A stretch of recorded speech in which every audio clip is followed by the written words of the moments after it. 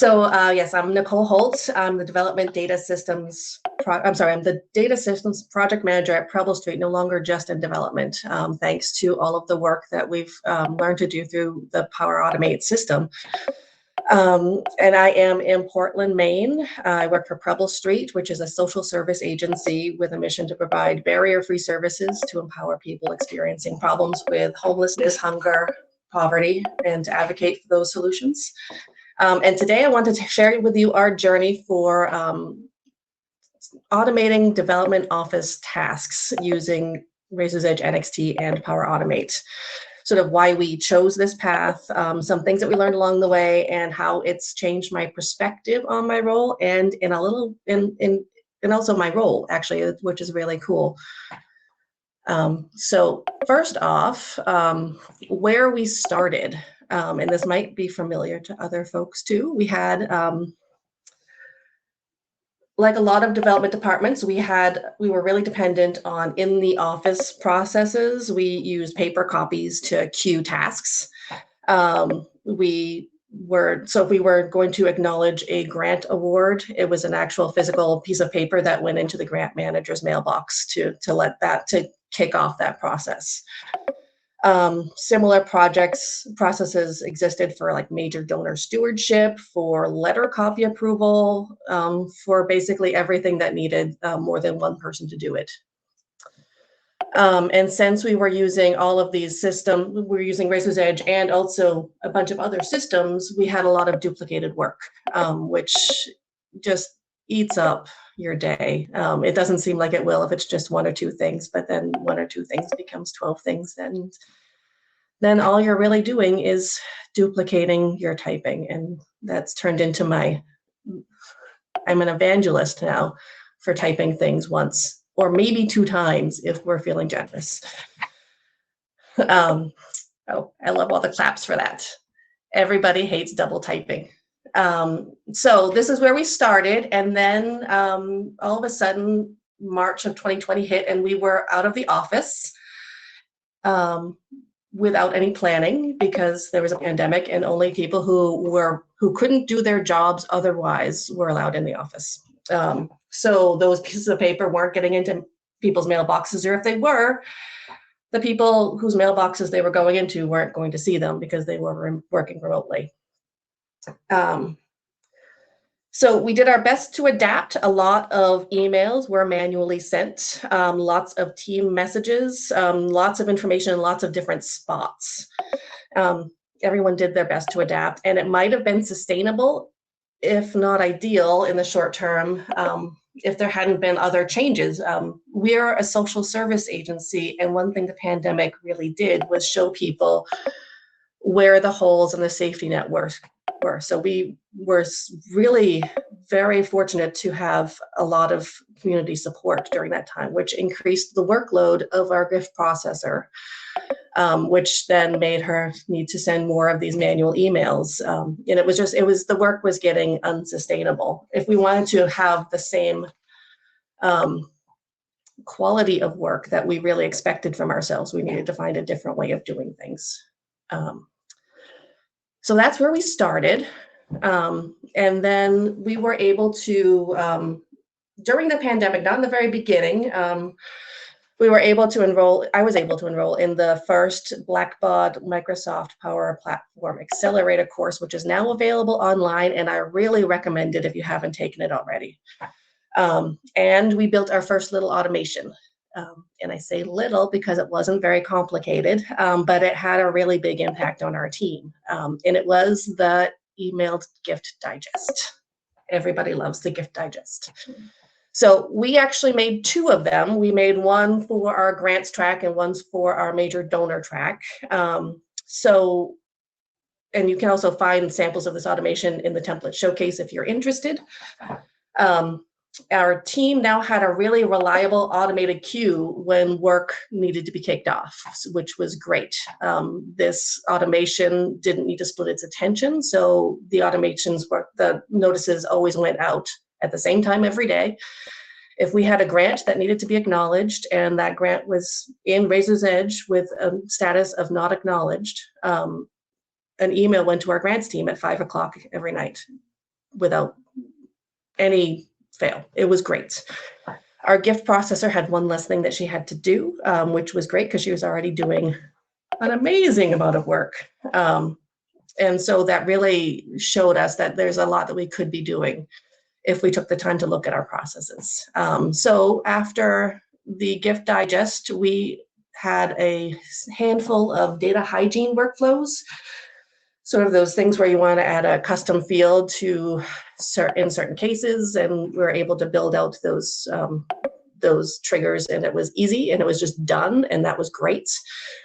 We built a automated an app that will fit on a NXT gift page using Power Apps and Power Automate, so that folks could write or start the draft of a custom acknowledgement letter, which was really helpful for our grants and major donors team. We also started a workflow that kicked off drafting bulk acknowledgement letters that then would obviously need to be edited, but it sort of started that process without having to sit and watch the circling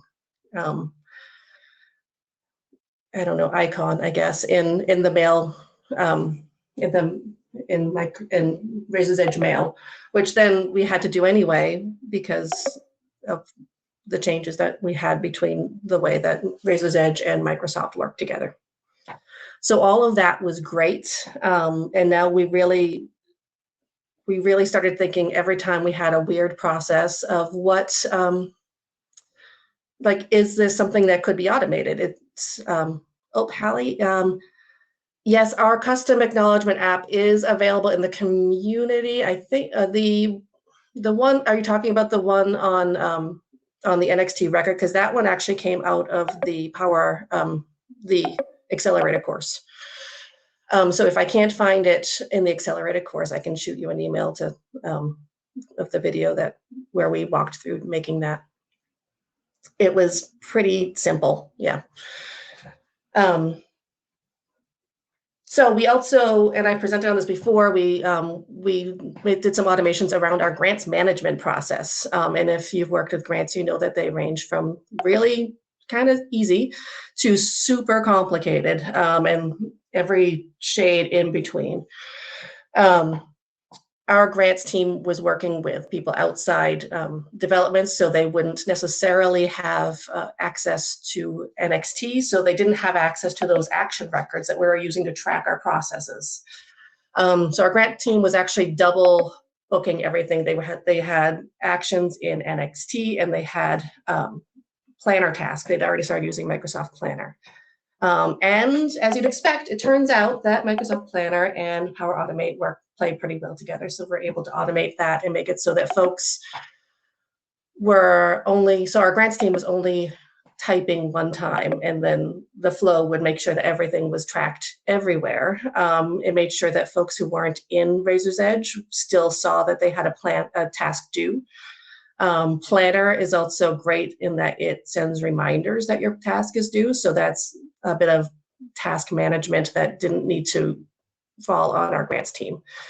And it allowed them to do all of that great work that they're so good at. They're brilliant, and having them just manage tools and typing things in multiple spots was not a great use of their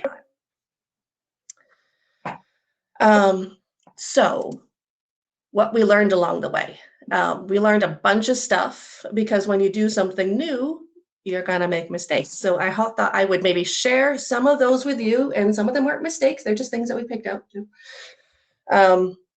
so that it will maybe help your teams. And the first one I really have is just talk to your team. And this is one of those things where, like, a lot of time we had I have some coworkers who would just figure out a workaround for something that didn't work, and it would take up a bunch of their time, but they did it because everybody's busy, and sort of planning out how to fix a task wasn't always the top priority. And also, sometimes you don't know who to ask to sort of make something better. So if you talk to your team and sort of make that a practice, they're your best resource to know what's working, what's not working, when they've created a workaround because the thing that you made didn't work, so that they can meet their goals. It also, when you start talking to your team about this sort of stuff, it becomes a habit. And I think that is, it's just a great place to be so that we can all be really supporting each other. The other thing I learned, and you'll pick this up in the accelerated course if you haven't taken it, is creating a process map.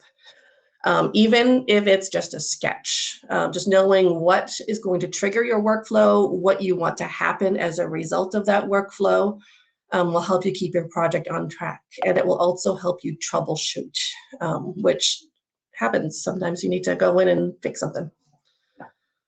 I can't say testing enough. I should have made the font bigger on this slide. So I am a fan of testing a bunch as like trying to imagine ways that users are going to not do what you expect them to do and see how things work. And I'm also a huge fan of having somebody else test your work, like opening it up to a small group within your team just to see, because everybody's going to work in a different way. And sometimes those different ways will show, something that isn't working as expected, or it just might need some tweaks. And the more that you test and the earlier that you test, the faster you can find these things and then just fix them. And then it's not something that you have to go back and retroactively figure out. And I think one huge benefit is also it creates more buy-in from your team for these tasks, these workflows. They'll learn to trust them more when they know that they were on the ground helping it become the best thing that it could be, and making sure that it's is meeting their needs.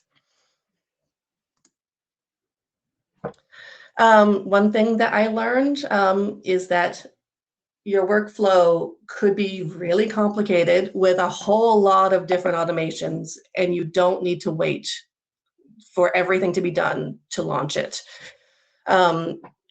If you've worked in with agile project management, this is the sort of the iterative improvements idea that you can get a value out of something even if it's not the whole something.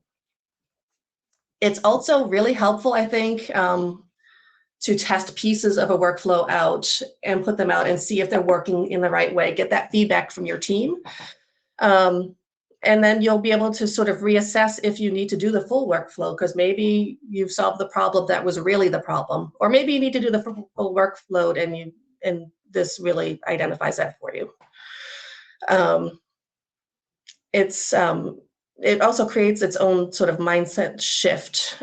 Sort of everything becomes iterative, and you can always be improving something, which I think is a great way to be, instead of doing what we always did because it's the way that we always did it.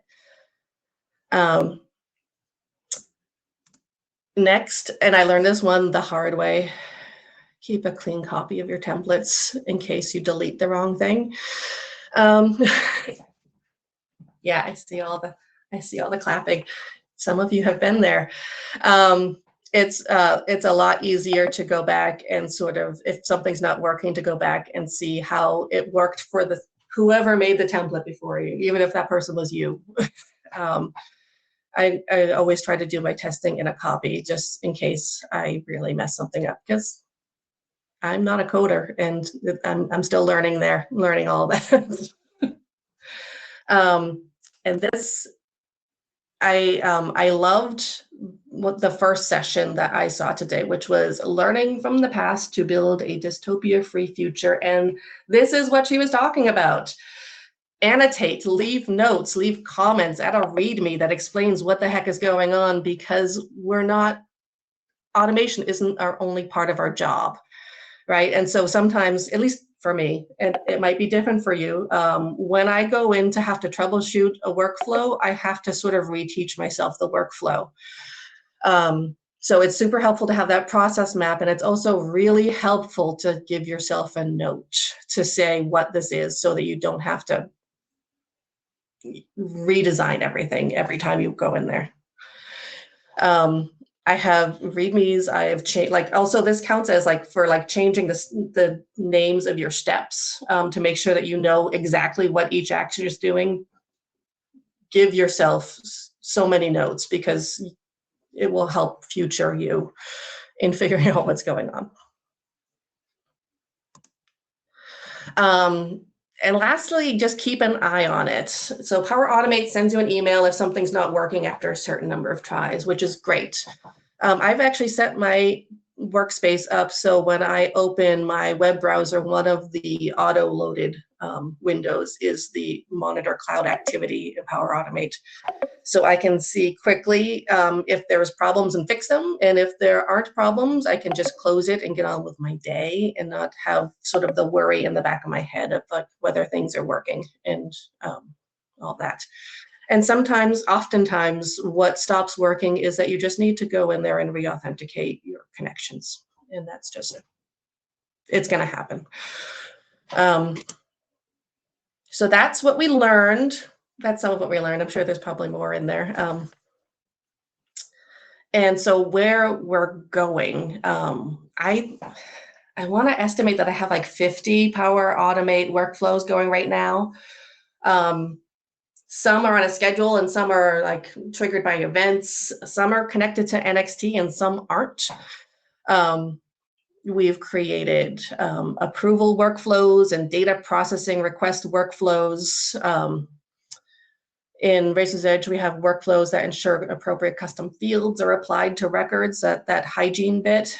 So I'm sure that there will be more of those in the future as we look at the ways that we're always changing our coding.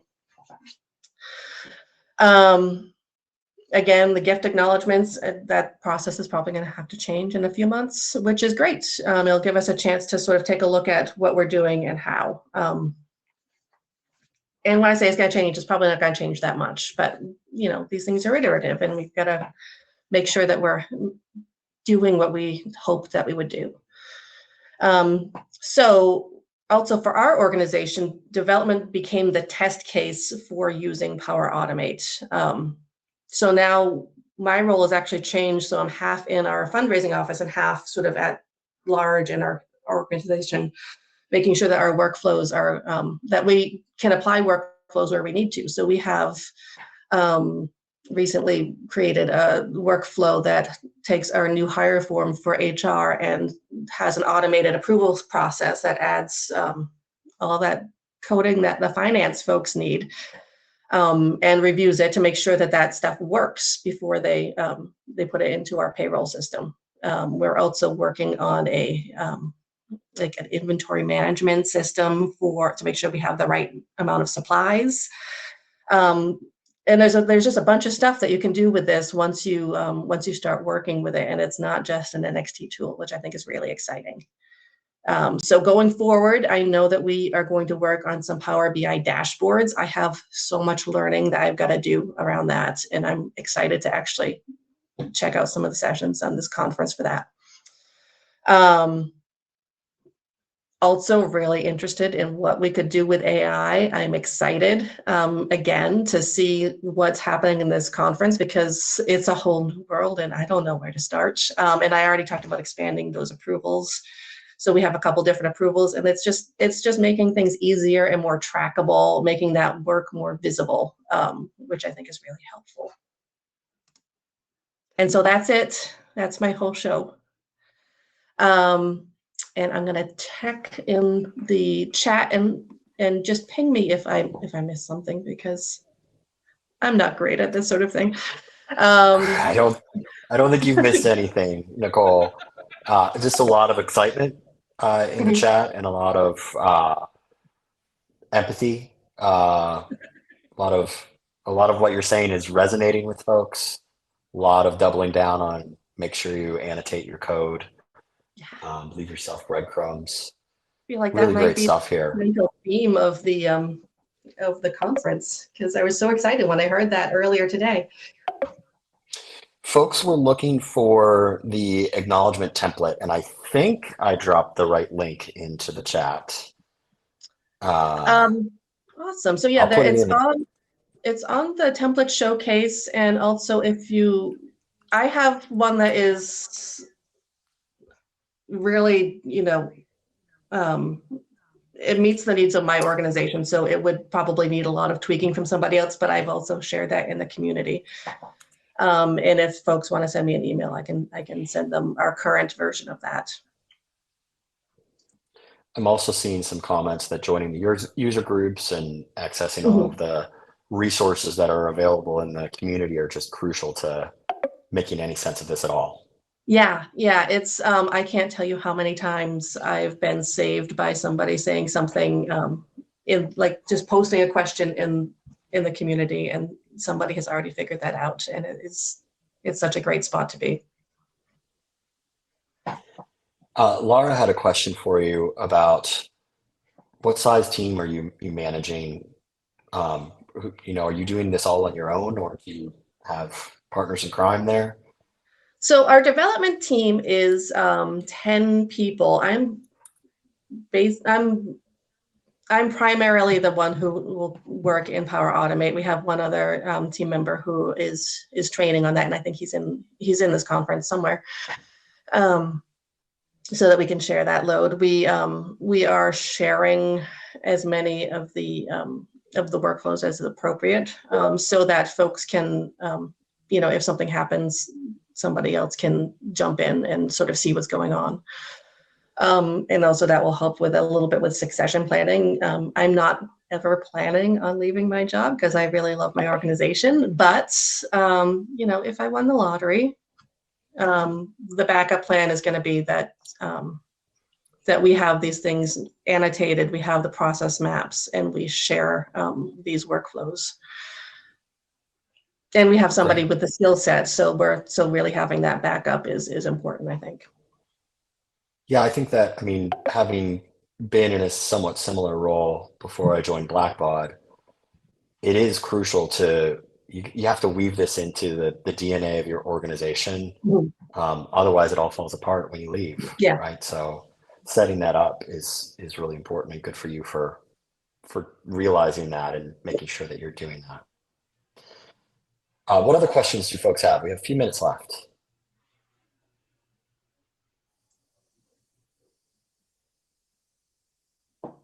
I see, Catherine, you asked about where do user groups happen. They are virtual, and it looks like Dan just dropped a link to the events page in the Sky Developer community. So community.blackbaud.com continues to be just a tremendous resource, right? Blackbaud doesn't always know all of the answers to every question. Reaching out and leveraging that community of users who've in a lot of cases, you'll find that they have encountered the same problem you're trying to solve and figured out a workaround for it, or figured out a way to solve that. So leverage that community. It's one of my favorite parts about Blackbaud is this rich tapestry of users from all different kinds of organizations and all different levels of sophistication, using all different kinds of tools to solve challenges that a lot of folks just have in common. So check out the community, but definitely check out that page specifically for upcoming events. They are virtual, so no matter where you are, you can attend. Jean asked, did you push to automate the process? In other words, I think, was this your idea? Did you bring this to the organization, or was your organization really ready and asking you for this? I think maybe part of that answer is the pandemic was a forcing mechanism for some of it. It was. This is sort of the thing that I don't know if it would have happened without the crisis of our workflow during the pandemic. However, it was actually my director who had seen, because at that point, I don't think that I was even giving time to webinars because we were just so into the work and making sure that the work got done. But my director had seen about this connection with Power Automate, and I had never heard of Power Automate. I was like, I can't imagine that this is going to be helpful, but I'll take the time out and we'll see if it works. And it did, and it was great. It did. Sometimes it does take a little bit to build the trust of those automations. But I think that that's where involving your team in planning out what they want automated and involving them in the testing is really helpful. Anne asked about a training course, and Austin replied with a really helpful link to the Getting Oh, yeah, Started that's the accelerator on-demand course. videos. Yep. Uh, Sheena asked, did you spend budget on this? Was there a Not cost to your organization? There's a cost, but it wasn't huge. We were already, a fun fact is that our switch from being a Google house to a Outlook house was the same day as our first remote day for the pandemic. So that was awful. So we already were working with Office 365, which was great. So we already had that piece of it. And adding, there's nonprofit licenses for Power Automate. Not everybody needs to have Power Automate in order to get the benefits for it. So just a couple licenses was actually not very expensive at all. I think it was just a couple bucks a month. Okay. Paul asks, how do you get fundraisers interested enough to take a level of ownership with the development process? She opines that her fundraisers tend to think it's someone else's problem to fix. It depends on the process. I think that there's a lot where we really sort of built this. We're working really hard at building this culture of where we're talking to each other about our processes. And there's certain things that are definitely in the operations side where it is something that me and my team are going to take care of. But there's a lot of things that aren't there. Sort of like making sure that things are appropriately notated in records and that there's actions and all that. And it's got to become an expectation. And honestly, it's got to be something that comes from leadership, I think. All right, I think we've got time for one more question. Mhm. And Hallie, thank you for calling it out. Brenda had asked and I missed it. What are your top 3 flows that you recommend for beginners? And I heard someone earlier say gift notifications is a great Yeah, place to start. gift notifications is exactly where I would start and where I did start. Another great one for a beginner is really like actually just working through that accelerated course, adding a way for folks to add an acknowledgement letter and mark a letter as a gift as acknowledged is really helpful. See, number 3, we have here's like a super easy one. If we have, so we've set our major gift level at $5,000 and we like to have an attribute, which is going to be switched to something else pretty soon. But it's sort of a cumulative over the year. So we have one that sort of, if somebody reaches that level, it will stick that attribute, that custom field onto the record, which is, it's not complicated, but it's helpful to make sure that that coding is consistent. Great. Okay. And And I Hallie, think gift simple acknowledgements. Yes, absolutely. simple acknowledgements, yeah. Yeah. Gift notifications are kind of like a no risk sort of thing. So love Mhm. that as the first approach. Yeah. Mhm. Yeah. Nicole, this has been a tremendous session. I want to thank you for just being so authentic and demonstrating a little bit of vulnerability for folks, right? Like you weren't a coding expert when you started attacking these problems with Sky API and the I was Microsoft just Power desperate. Platform. You just needed solutions, right? And you went after it. It's really inspiring. So thank you for that. Reminder to folks that I did record the session. It will be available in the Event Hub. Also, please, I dropped a link into the chat to the feedback form. So please take the time to give Nicole your feedback. Love to send her to BBCon. I think she deserves that golden ticket. So that's the key for that. So please give us your feedback. And thank you again for coming to this session. Thanks so much. All right. Thanks, Nicole.